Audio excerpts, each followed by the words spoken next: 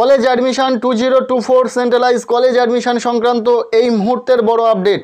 আজ 20 আগস্ট প্রকাশিত হতে চলেছে সেকেন্ড ফেজ মপ আপ রাউন্ডের মেরিট লিস্ট এবং অ্যালোকেশন। কিভাবে নিজের হাতের মোবাইলটি দিয়ে তোমরা মেরিট লিস্ট চেক করবে, আজকের কখন মেরিট লিস্ট পাবলিশ হবে, কখন তোমরা নিজের হাতের মোবাইলটি দিয়ে মেরিট লিস্ট চেক করে নিতে পারবে, কোনো কলেজে ভর্তির জন্য চান্স পেয়েছো কিনা সেটা কিভাবে বুঝবে, কিভাবে অ্যাডমিশন নিতে হয়, এবং যদি তোমার প্রেফারেন্সে রাখা নিচের দিকের কোনো কলেজে তুমি চান্স পাও সেক্ষেত্রে অটো আপগ্রেডেশন কিভাবে তোমাদের করতে হবে, সমস্তটাই কিন্তু এই ভিডিওতে শেয়ার করব। কাজেই এই গুরুত্বপূর্ণ ভিডিওটি শেষ পর্যন্ত দেখবে।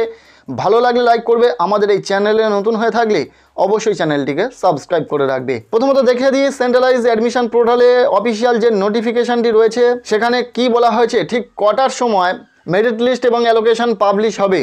Merit list and allocation of the second phase mop-up round of admission will be published on 28/2024 at 4 PM অর্থাৎ সেকেন্ড ফেজ মপ আপ রাউন্ডের মেরিট লিস্ট এবং অ্যালোকেশন পাবলিশড হবে 20 আগস্ট 2024 বিকেল 4টে PM।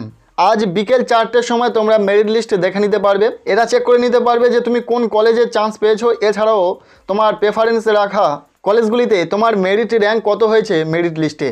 কিভাবে তোমরা মেরিট লিস্ট চেক করবে অথবা দেখে নিতে পারবে তুমি কোনো কলেজে চান্স পেয়েছো কিনা, এর জন্য সবার প্রথম চলে আসতে হবে wbcap.in এই অফিসিয়াল ওয়েবসাইটে। আসার পর এখানে লগইন নামক একটি অপশান তোমরা দেখতে পেয়ে যাবে।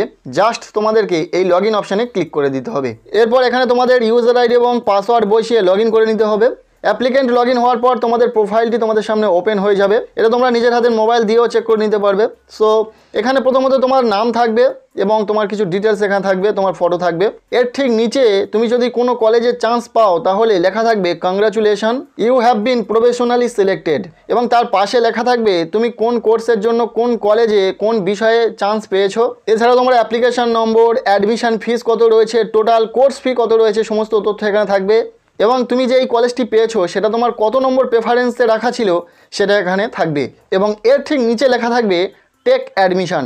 যেহেতু মেরিট লিস্ট পাবলিশ হওয়ার পর থেকেই তোমরা অ্যাডমিশন নিতে পারবে, সো যদি তোমরা কোনো কলেজে সিলেক্ট হও তাহলে এখানে তোমরা টেক অ্যাডমিশন অপশানে ক্লিক করে সরাসরি প্রফেশনালি অ্যাডমিশন নিয়ে নিতে পারবে। এছাড়াও তোমার প্রেফারেন্সে রাখা কোনো কলেজের মেরিট লিস্ট চেক করতে চাও, এর জন্য মাই প্রেফারেন্সে থাকা সি অল অপশানে ক্লিক করে দিতে হবে। দেন তোমরা যে প্রেফারেন্সগুলি পরপর রেখেছিলে সেগুলি তোমাদের সামনে ওপেন হয়ে যাবে এবং তুমি কত নম্বর প্রেফারেন্সে চান্স পেয়েছো সেটা এখানে উল্লেখ থাকবে। এবং এখানে তোমার প্রেফারেন্সে রাখা প্রতিটি কলেজের মেরিট লিস্ট নামক একটি অপশান শো করবে, যেখানে ক্লিক করলে তুমি দেখে নিতে পারবে তোমার র্যাঙ্ক কত হয়েছে। প্রত্যেকটি কলেজ ওয়াইজ এখানে মেরিট লিস্ট থাকবে, যেখানে ক্লিক করলে তোমরা মেরিট লিস্ট চেক করে নিতে পারবে সরাসরি। জেনারেল ভিত্তিতে তোমার মেরিট লিস্ট চেক করতে পারবে, এছাড়াও কাস্টের ভিত্তিতে তোমরা মেরিট লিস্ট কিন্তু দেখে নিতে পারবে।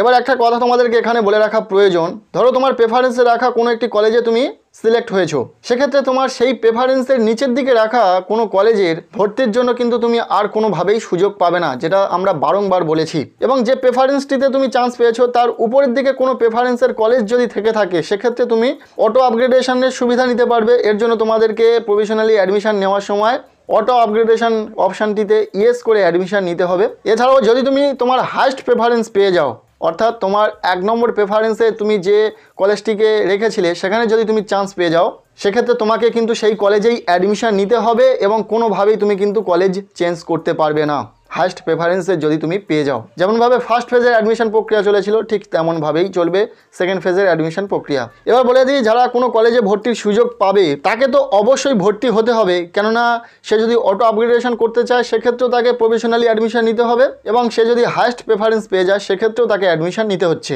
সো অ্যাডমিশন নিতে পারবে 20 থেকে 23 আগস্ট পর্যন্ত, অর্থাৎ আগস্ট মাসের আগামী 23 তারিখ পর্যন্ত তোমরা অ্যাডমিশন নিতে পারবে যারা কোনো কলেজে সুযোগ পাবে ভর্তির। অবশ্যই বলবো অ্যাডমিশনের যে লাস্ট ডেট রয়েছে তার আগেই তোমরা পেমেন্ট করে প্রফেশনালি অ্যাডমিশন নিয়ে নেবে। এবং যারা অটো আপগ্রেডেশন ইয়েস করে অ্যাডমিশন নেবে অথবা যারা কোনো কলেজে সুযোগ পাবে না ভর্তির, সেক্ষেত্রে তাদের জন্য আপগ্রেড রাউন্ডের সেকেন্ড মেরিট লিস্ট পাবলিশ হবে 27 আগস্ট। সো তোমরা কারা কারা তোমাদের পছন্দের কলেজে ভর্তির সুযোগ পেলে অবশ্যই কমেন্টের মাধ্যমে জানাবে। আজকের এই ভিডিওটি এতটুকুই, ভালো লেগে থাকলে লাইক করো, চ্যানেলে নতুন হলে চ্যানেলটিকে সাবস্ক্রাইব করে রাখো।